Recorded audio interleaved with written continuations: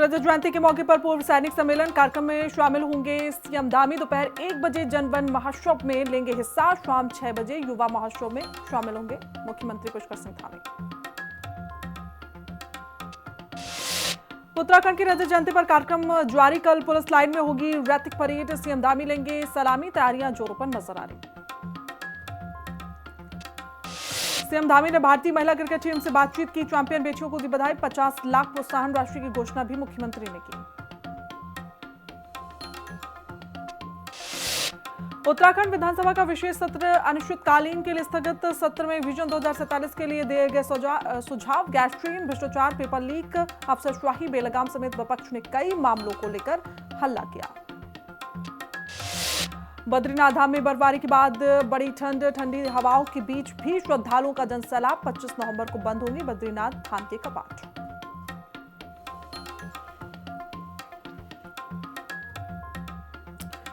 तो चलिए एक बार फिर आप सभी का बुलेटिन में बहुत स्वागत है। आगे बढ़ेंगे, बड़ी जानकारी आप तक साझा करते हैं। जो बद्रीनाथ धाम में बर्फबारी के बाद अब ठंड बढ़ती हुई नजर आ रही। ठंडी हवाओं के बीच भी श्रद्धालुओं का लेकिन जनसैलाब वहां पर उमड़ रहा है। भगवान बद्री के दर्शन के लिए लगातार भक्तों का वहां पर तांता नजर आ रहा है। 25 नवंबर को अब बद्रीनाथ धाम के कपाट वो बंद होने हैं। बर्फ की परतें बढ़ रही हैं, लेकिन आस्था वैसी की वैसी ही वहां पर नजर आ रही है। ठंड बढ़ती जा रही है, लेकिन उसके बाद भी लोगों की जो भीड़ है वो वहां पर नजर आ रही। तो बड़ी जानकारी इस वक्त हम साझा कर रहे हैं आप तक। बर्फ की परतें वहां पर नजर आएंगी, लेकिन जो लोग हैं वो अभी भी उसी आस्था, उसी भाव के साथ भगवान के दर्शन करने के लिए वहां पर पहुंच रहे हैं। हालांकि अब बर्फ वहां पर पड़ी, उसके बाद हवाएं भी वहां पर ठंडी चलती हुई नजर आ रही है। 25 नवंबर को बद्रीनाथ धाम के कपाट भी बंद होने वाले हैं। उससे पहले जो लोग हैं वो वहां पर जा रहे हैं और ऐसे में आस्था का जो सैलाब है वो नजर आ रहा है। तो ये बड़ी जानकारी फिलहाल, जहां ठंडी हवाओं के बीच भी श्रद्धालुओं का जनसैलाब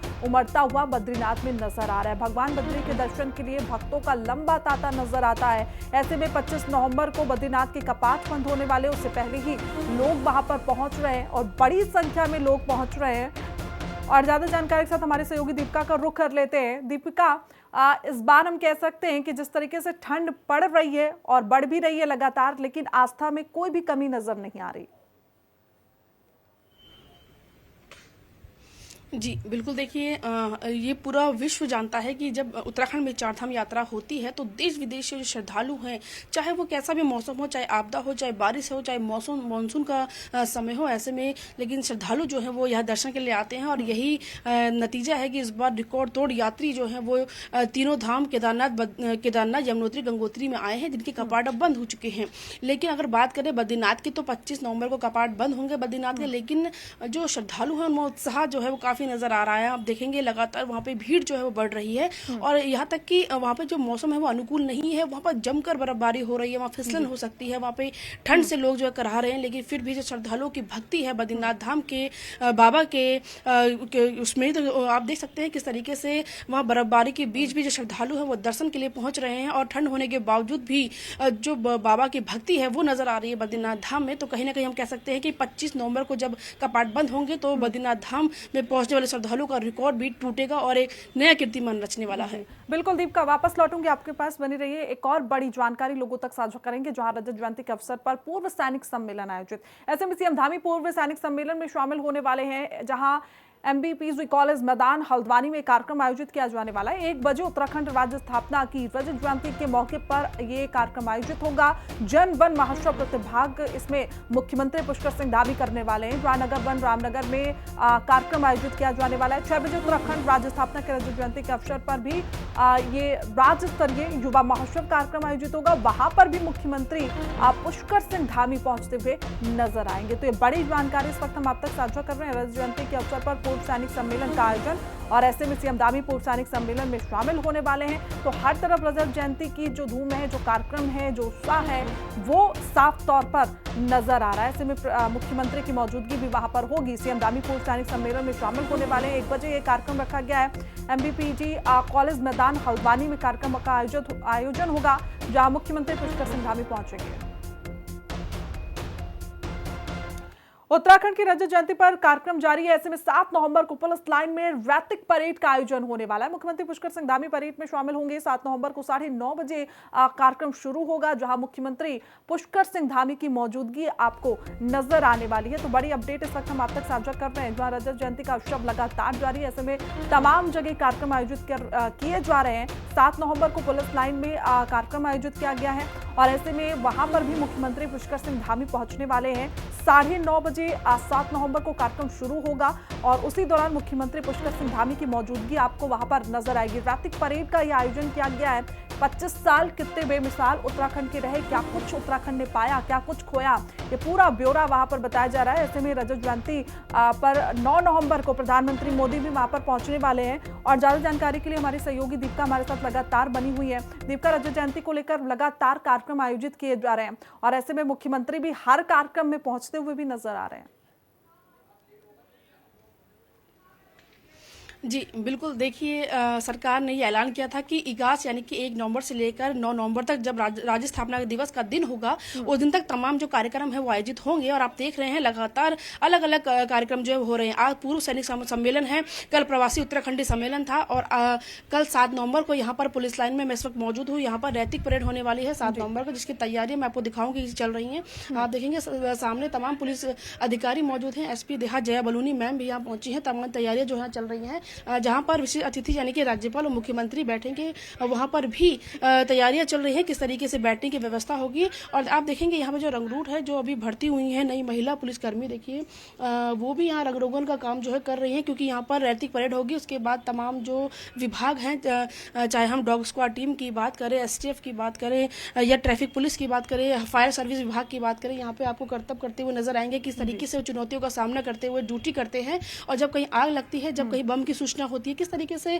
वो काम करते हैं, क्विक एक्शन करते हैं। इस पर यहाँ पर जो है कल झांकियां आपको नजर आएंगी और रैतिक परेड होगी। राज्यपाल पहुंचेंगे, मुख्यमंत्री पहुंचेंगे, परेड की सलामी लेंगे और उसके बाद मैं आपको बताऊंगी कि यहाँ पर देखिए एयरफोर्स के जो अधिकारी हैं वो भी यहाँ पहुंच गए हैं, क्योंकि कल बताया जा रहा है कि यहाँ एयरफोर्स के हेलीकॉप्टर से जो है पुष्प वर्षा होने वाली है यहाँ पे इस ग्राउंड में जहाँ पर एक कार्यक्रम होगा। क्योंकि रजत जयंती को जो उत्तराखंड सरकार है वो दिव्य और भव्य बनाना चाहती है और ऐसे में यहाँ पर पुष्प वर्षा एयरफोर्स के अधिकारी करते हुए हेलीकॉप्टर से नजर आएंगे, जो यहाँ पहुंच चुके हैं। मैं आपको तस्वीर में दिखाऊंगी, यहाँ एयरफोर्स के अधिकारी पहुंच चुके हैं। देखिए ये रैतिक परेड जो है वैसे 9 नवंबर को होनी थी राज्य स्थापना दिवस पर, लेकिन चूंकि उस दिन प्रधानमंत्री नरेंद्र मोदी आ रहे हैं और सिक्योरिटी जो है वो टाइट रहेगी और उस दिन पुलिसकर्मी जो है अगर रैतिक परेड करते हैं तो कहीं ना कहीं सुरक्षा में जो है वो कमी हम कह सकते हैं वो हो सकती है। इसीलिए रैतिक परेड कल ही की जा रही है 7 नवंबर को और 9 नवंबर को PM मोदी का यहाँ दौरा है। उस दिन भव्य जनसभा होगी, 70,000 के लोग के आसपास वहां पहुंचने वाले। तो ऐसे में उस दिन जो है पुलिसकर्मियों की ड्यूटी वहां रहेगी, इसलिए रैतिक परेड ये कल हो रही है। कल का दिन खास रहेगा, दिव्य और भव्य होगा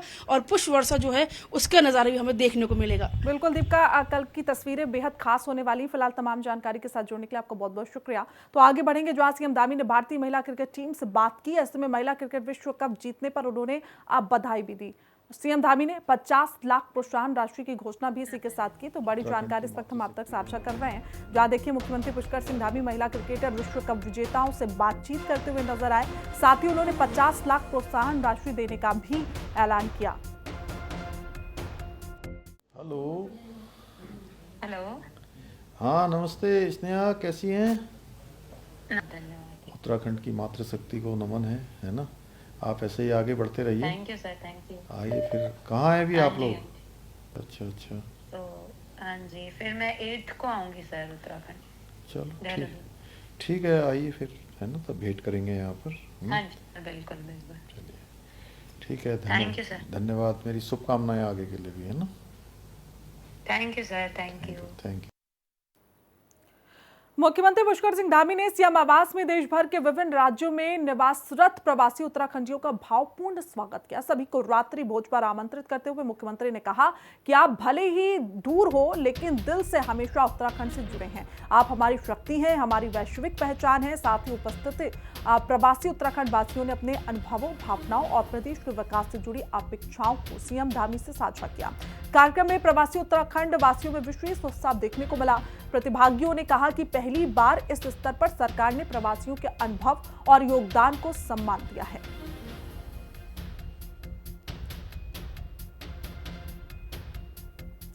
आगे बढ़ेंगे। जहां उत्तराखंड विधानसभा का विशेष सत्र स्थगित कर दिया गया, ऐसे में अनिश्चितकाल के लिए सत्र को स्थगित किया गया है। सत्र में विजन 2047 के लिए कई सुझाव वहां पर दिए गए। ऐसे में पहले 2 दिन अवधि रखी गई थी, 1 दिन की अवधि बढ़ाई गई थी। गैरसैंण भ्रष्टाचार, पेपर लीक, अफसरशाही, बेलगाम समेत विपक्ष ने कई मामलों को लेकर यहां पर हल्ला बोल भी किया। तो बड़ी जानकारी फिलहाल इस वक्त हम आप तक साझा कर रहे हैं। जहां देखिए विशेष सत्र का आयोजन किया गया था, ऐसे में फिलहाल अनिश्चितकालीन के लिए उसे स्थगित कर दिया गया था। 2 दिन का विशेष सत्र था, लेकिन विपक्ष की मांग पर इसे 1 दिन और बढ़ा दिया गया था।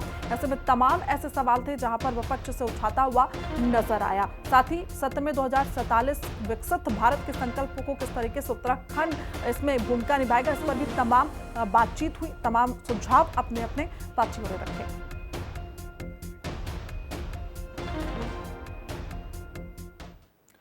उत्तराखंड विधानसभा के विशेष सत्र में खटीमा से कांग्रेस विधायक भुवन कापड़ी ने कहा कि 25 साल में राज्य में भ्रष्टाचार जवान हुआ है, जिस पर बवाल मच गया। भुवन कापड़ी ने कहा कि विधायक निधि ने अधिकारी 15% कमीशन काट रहे हैं और ये सभी विधायक जानते हैं। भुवन कापड़ी के बयान पर संसदीय कार्य मंत्री ने कहा कि विधायकों को अपनी गरिमा का खुद ध्यान रखना चाहिए। रिपोर्ट देखिए।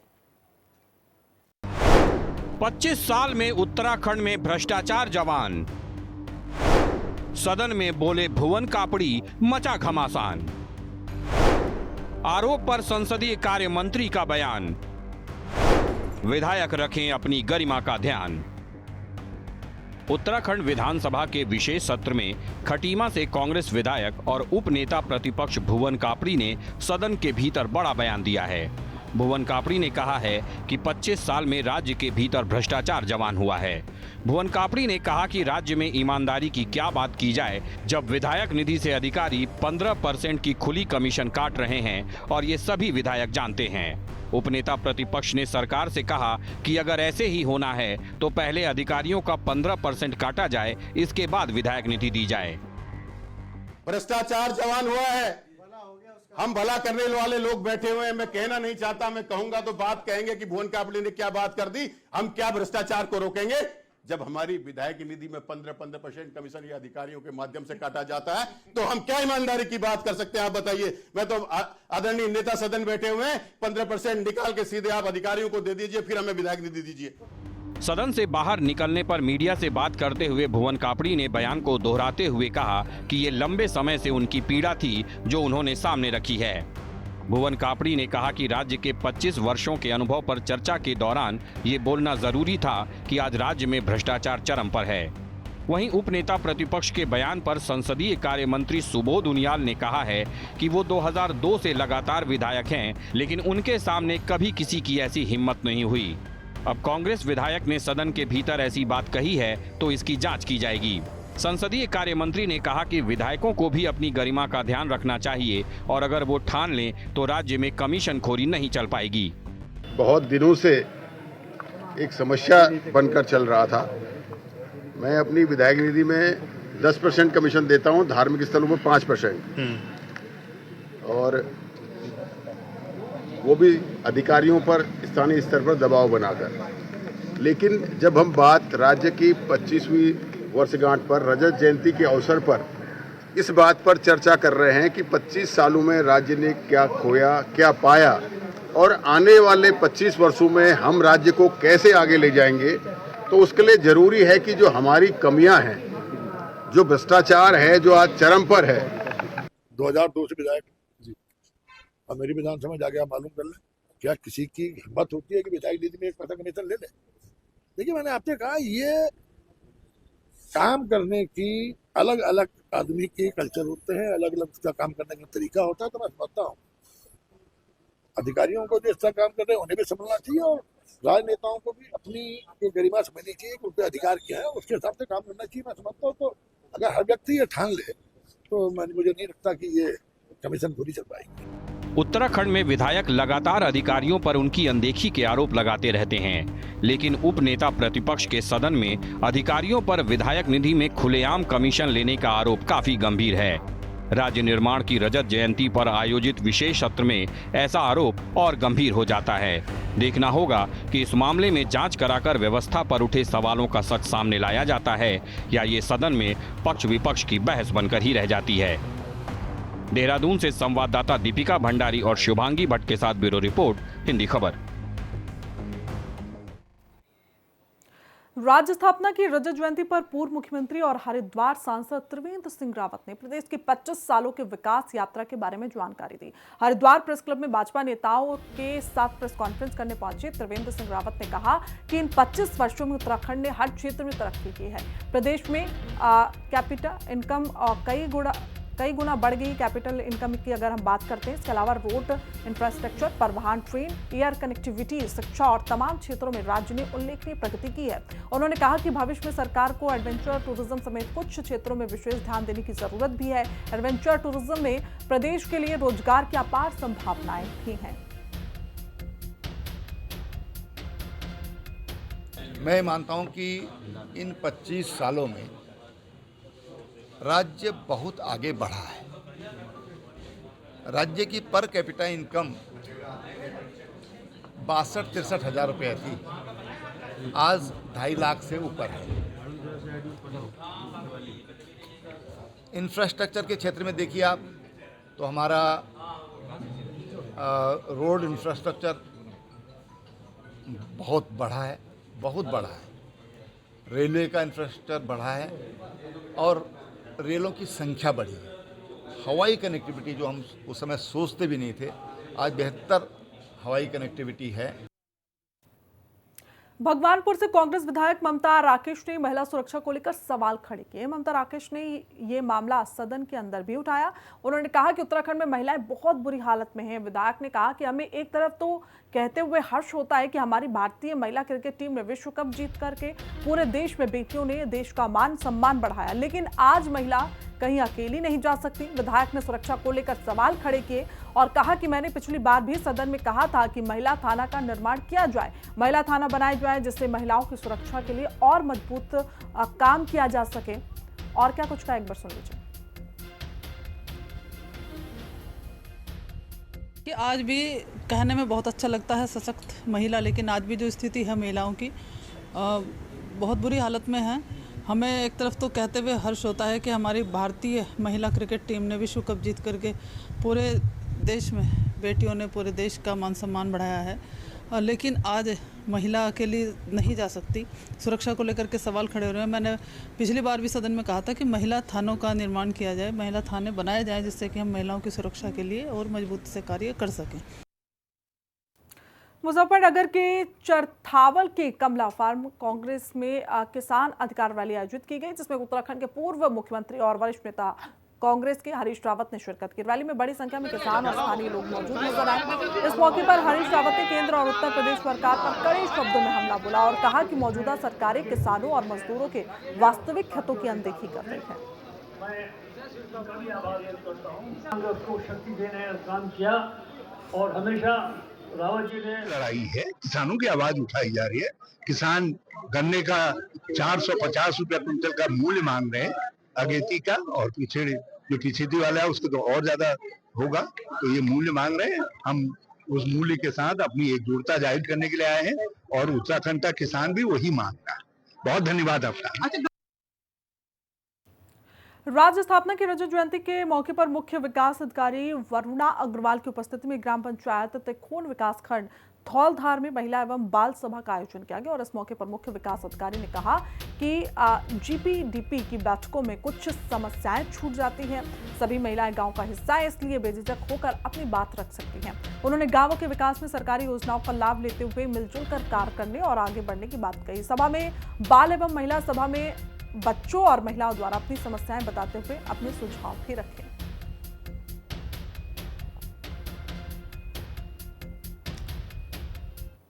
तो वहीं टिहरी में उत्तराखंड राज्य स्थापना दिवस के मौके पर डोबरा चाठी पुल पर योग का आयोजन किया गया। साथ ही टिहरी जनपद के उत्तराखंड राज्य आंदोलनकारियों को भी सम्मानित किया गया।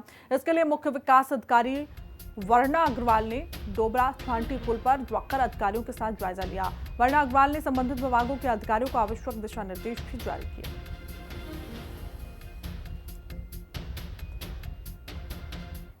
उत्तराखंड राज्य स्थापना दिवस की रजत जयंती वर्ष पर राज्य आंदोलनकारियों का सम्मान समारोह आयोजित किया गया। ऐसे में आयोजन मसूरी के मॉल रोड स्थित शहीद स्थल पर पर्वतीय मैदानी एकता मंच ने आयोजित किया। समारोह में आंदोलन में बलिदान देने वाले शहीदों को नमन कर पुष्पांजलि अर्पित की गई। सभी ने शहीदों के सपनों का उत्तराखंड बनाने का संकल्प लिया। देखिए, ये हम सब लोगों के सौभाग्य की बात है कि हम आज उत्तराखंड की रजत जयंती के वर्ष में आज रजत जयंती यहाँ पे मना रहे हैं। और इसी के परिप्रेक्ष्य में हमारी जो पर्वतीय मैदानी एकता मंच है उसके द्वारा हमने जो राज्य आंदोलनकारी रहे हैं और जो उत्तराखंड के लिए जिन्होंने शहादत दी, बलिदान दिया, उनके परिवारजनों को यहाँ पे हम लोग आज सम्मानित करने का काम कर रहे हैं, क्योंकि ये बहुत ज़रूरी है। क्योंकि जो हमारी जड़ें हैं, उत्तराखंड राज्य किन परिस्थितियों में हमने लिया, इनके लिए किन किन लोगों ने शहादत दी, तमाम हमारे लोग जेलों में गए, उत्तराखंड के तमाम लोगों ने संघर्ष किया। उन संघर्ष को याद करने के लिए, उन बलिदानियों को अपनी श्रद्धांजलि देने के लिए और आगे आने वाली पीढ़ी हमारे इस इतिहास से रूबरू रहे, उसको उत्तराखंड का इतिहास मालूम हो, उन सब चीज़ों के लिए। और सबसे ज़रूरी ये है कि उत्तराखंड का जो आपसी भाईचारा और प्रेम बना रहे, उस सब के लिए हमने ये आज यहाँ पे राज्य जो आंदोलनकारी है उनको सम्मानित करने का हमने यहाँ पे प्रयास किया है।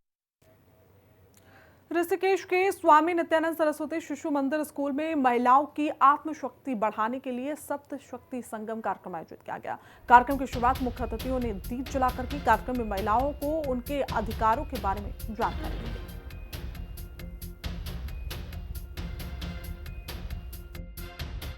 सप्तशक्ति के जो कार्यक्रम हमारी विद्या भारती के स्कूलों में होने जा रहे हैं, ये विद्या भारती के 75 वर्ष पूर्ण होने के उपलक्ष्य में विद्या भारती ने एक अनूठा प्रयास किया है मातृशक्ति के लिए, कि वास्तव में भगवत गीता में जो स्वयं भगवान ने खुद नारी को धरती पर 7 गुणों से युक्त भेजा है, कीर्ति, श्रीवाक, चानारी नाम, मेधा, धृति, क्षमा, इन 7 रूपों में जब नारी का जन्म इस पृथ्वी पर हुआ है, तो नारी जो कि एक निर्माण और प्रलय का एक रूप है, चाहे तो वो निर्माण कर दे और चाहे तो प्रलय कर दे। तो आने वाले समाज की इस पीढ़ी में जो बदलाव आ रहा है निरंतर आधुनिकता की वजह से, तो आज की नारी उन 7 गुणों को अपनाकर अपने समाज, अपने परिवार को कैसे परिवर्तित कर सकती है, कैसे हमारे समाज को एक सही दिशा दे सकती है, इसी सोच के नारी शक्ति को आगे बढ़ाते हुए विद्या भारती ने एक अनूठा प्रयास किया है। ऋषिकेश में देहरादून रोड निवासी एक महिला ने अपने पति पर कई गंभीर आरोप लगाए। पुलिस को दी गई तहरीर में महिला ने आरोप लगाया कि उसके पति दूसरे लोगों के साथ गलत संबंध बनाने और उनके साथ शराब पीने का लगातार दबाव बनाते हैं। मना करने पर उसके साथ मारपीट किया जाता है, गाली गलौज कर जान से मारने की धमकी भी दी जाती है। महिला ने इस पूरे मामले में सास, ससुर, जेठ और ममिया ससुर भी शामिल होने का उन पर आरोप लगाया, पति पर भी आरोप लगाया। महिला की तहरीर के आधार पर पुलिस ने पति के खिलाफ मुकदमा दर्ज कर जांच शुरू कर दी। हरिद्वार में बीजेपी सांसद त्रिवेंद्र सिंह रावत ने देवपुरा प्रेस क्लब में प्रेस कॉन्फ्रेंस की। उन्होंने इसमें बीजेपी सरकार की उपलब्धियों और योजनाओं के बारे में बताया और इसी दौरान यूथ कांग्रेस के कार्यकर्ता वहां पर पहुंच गए और बाहर धरना प्रदर्शन करने लगे। जब सांसद प्रेस कॉन्फ्रेंस खत्म कर बाहर निकले तो कार्यकर्ताओं ने बीजेपी सरकार के खिलाफ नारेबाजी भी शुरू कर दी। यूथ कांग्रेस का कहना था कि सरकार बेरोजगारी, महंगाई और भ्रष्टाचार जैसे असली मुद्दों से ध्यान हटा रही है। उन्होंने आरोप लगाया कि सरकार जनता के सवालों का जवाब देने से बच रही है और बीजेपी के कुछ नेता गैर जरूरी बयानबाजी कर रहे हैं। कांग्रेस कार्यकर्ताओं ने कहा कि वे ऐसी बातों को बर्दाश्त नहीं करेंगे और जनता के मुद्दों पर सवाल उठाते रहेंगे। कल जो संसद में सत्र, विधानसभा सत्र में जो विनोद चमोली जी ने कहा कि हरिद्वार उत्तराखंडी, मतलब मैं पूछना चाहता हूं कि आप हमें लड़वाने के अलावा कोई और काम जानती है? भाजपा सरकार नहीं जानती? इनके विधायक, हमारे ऐसे तो प्लेन के विधायक माननीय मदन कौशिक जी बैठे थे, वो वहां पीछे बैठ के हंस रहे हैं, आदेश चौहान जी, उनसे जवाब नहीं दिया गया। हरिद्वार में उत्तराखंडी रहते नहीं रहते, वो खुद उत्तराखंडी नहीं है क्या मदन कौशिक जी? मैं उनसे पूछना चाहता हूँ, भले से उनकी पार्टी के विधायक हो जो, मगर जब आदमी के अपनी आत्मसम्मान पे बात आती है तो उसे बोलना चाहिए कि हम उत्तराखंडी हैं या नहीं है। हमें किसी का प्रूफ देने की जरूरत नहीं, किसी को बताने की जरूरत नहीं हम उत्तराखंडी है नहीं है। विनोद चमोली जो है धर्मपुर के विधायक है, उन्होंने कल विधानसभा सत्र में बयान दिया है कि हरिद्वार वाले उत्तराखंडी नहीं है। ये बहुत ही गलत बयान है और पहाड़वाद और मैदानवाद की एक शुरुआत करी है इन्होंने। जो अब तक इन्होंने बीजेपी वालों ने हिंदू मुस्लिम का मुद्दा उठा रखा था, ये इन्हें लगता है कि ये पूरा हो गया। अब वैमनस्य भावना फैलाने के लिए इन्होंने ये मुद्दा उठाया है। इन्हें दिख रहा है साफ साफ कि 2027 में ये चुनाव में नहीं आ रहे, हार रहे हैं, तो जनता का ध्यान भटकाने के लिए लगातार इस तरह के मुद्दे लाते हैं। ये मुद्दा चलने वाला नहीं है। जैसा कि विधानसभा सत्र में अपना जो है बहुत ही तुच्छ और नीची मानसिकता हमारे जो है विनोद चमोली जी की देखी गई है कि उनका ऐसा बयान आता है, सबसे पहले कहते हैं कि मैं उत्तराखंडी हूँ, और हमारे क्षेत्रीय जवालापुर के विधायक कहते हैं कि आप उत्तराखंडी नहीं, यहाँ जो सब उत्तराखंडी है। तो उनके बयान पे एक बहुत ही निंदनीय उन्होंने जवाब दिया कि भाई केवल मैं उत्तराखंडी हूं। उन्होंने कहा आप ये बताओ कि हम उत्तराखंडी कैसे नहीं है। उसके बाद आप जवाब देते हो कि आपकी भाषा शैली बता रही है आप उत्तराखंडी नहीं हो, आपके कपड़े बता रहे हैं आप उत्तराखंडी नहीं हो। बड़ा ही तुच्छ मानसिकता आपने दिखा दिया। हरिद्वार का जितना भी राजस्व है वो देहरादून जा रहा है, उसके बाद भी एक हरिद्वार की अवहेलना होती है, और ऊपर से अब ये मुद्दा चला दिया प्लेन पहाड़ का। क्यों चलाया जा रहा है? 27 आने वाला है, कोई काम ऐसा नहीं किया जिसमें युवाओं को कोई फायदा मिला हो, और उसी को लेकर आज इन्होंने प्लेन पहाड़ का मुद्दा उठा दिया, ना कि ये लोग आपस में लड़ते रहे और हम विधायक बनते रहे। मैं उनसे पूछना चाहता हूँ अपनी विधानसभा क्षेत्र में कितने दिन रहते हैं? वो जीत के तो पहाड़ों से आते हैं, पर रहते देहरादून में, हल्द्वानी में। तो चलिए बुलेटिन में बस इतना ही। देश दुनिया की तमाम जानकारी के लिए देखते रहिए हिंदी खबर। नमस्कार।